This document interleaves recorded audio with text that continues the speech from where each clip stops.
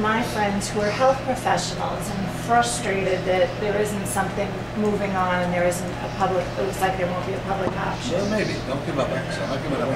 But why, their question, and I don't have a good answer for them, I need an answer, is why is it that the president can't get the Democrats in the Senate in a room and lay the law down? The Republicans always seem to be able to keep their people in line, if you will. You know, when there's a decision made by the leadership, if you don't go along, there are consequences. I felt for a long time that this whole idea of sucking up to Joe Lieberman after he supported John McCain, it was very difficult for me to understand the point of that. So what can I tell my colleagues when they say to me, why can't the president just lay the law down to the Democrats? We work so hard to get to 60 votes. What's the problem? Well, a number of things. First of all, even the Republicans aren't as quite as united as I like to think. Certainly Olympia Snowe and other people drive me crazy with that. In terms of that. But I agree with you, generally speaking, they're more disciplined about that. We have a lot of people who come to wear the label of being a Democrat, come from parts of the country where their views are different. And it's always been a source of some frustration. We're a bigger tent in that sense. We're less narrowly defined in ways. We allow people to call themselves and to operate as Democrats, and they do on many issues. Ones that, such as we're talking about here with healthcare now, there's a resistance to it. They're not bad people. They reflect to a large extent maybe the feelings of their constituencies where they come from. Except for Joe Lieberman, of course. Well, as I said, they're different. I'm not suggesting, people have different views on these things, but that's I'm trying to answer your question. Here's the basic question. Has the Democratic caucus, you guys meet every Tuesday, yep. have you, at least as a caucus, and every member of that caucus agreed, that procedurally, nobody in that caucus will stop the healthcare bill? But that's basically the biggest question in the world. It was a good applause line the other day when it was raised, saying we expect everybody procedurally. Exactly. That's what this is You may have differences substantively, but get us to the point where we have a change.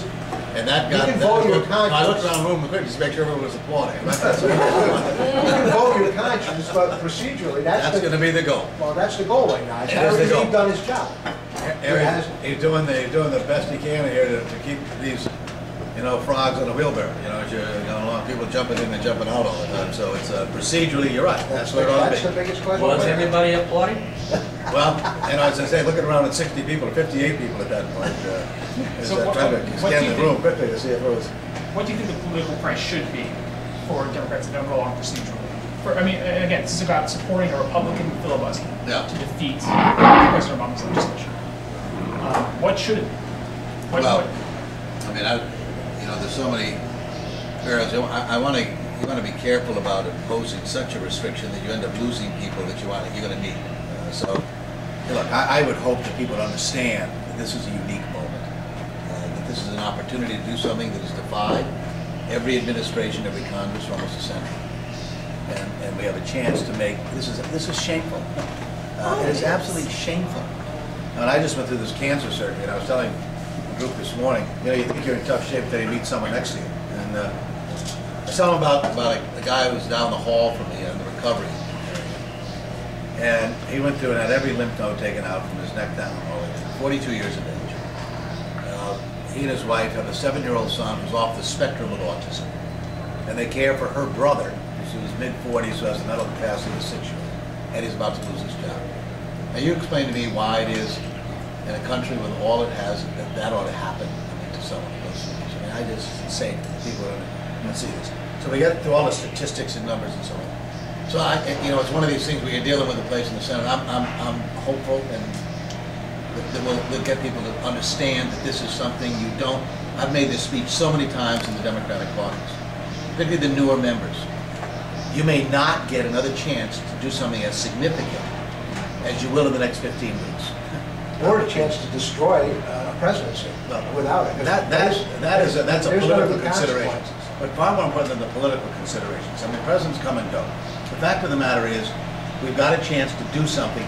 It's the only piece of legislation I'll ever see where 100% of the population of this country will be affected by it. Other bills affect percentages, large or small. This is 100%. And it's here, it's in front of us. 4 out of 5 committees have acted. You can agree or disagree with pieces of this thing, and there'll be those debates that go along. But to deny us the opportunity here to now be able to sit there and decide what is going to be the framework on something as fundamental as a right to be able to be healthy, or at least to achieve health care, without bankrupting you in the process, or denying you the opportunity to get the best medicine available. It's just, again, to me, I get dumbfounded by the unwillingness of people to understand the moment. Whether or not you agree with every element of all of this, and I respect the fact there can be disagreements legitimately about how best to do this. And I don't think anyone's cornered all the wisdom on the subject matter.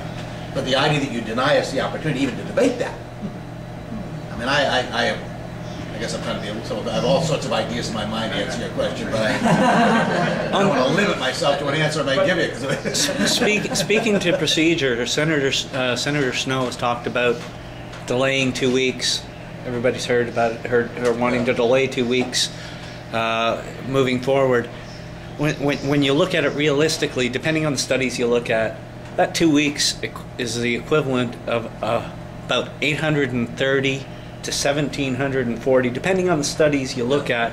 That 2 weeks is 830 to 1,740 people dead because of a lack of insurance or underinsurance. We'll do it this depending way. on the studies you go by. If you want. And the delay is an issue for everybody. 14,000 people a day in this country lose their health care every day. 7 days. That 2 weeks is a heck of a lot of people losing it. Math on that. Yeah.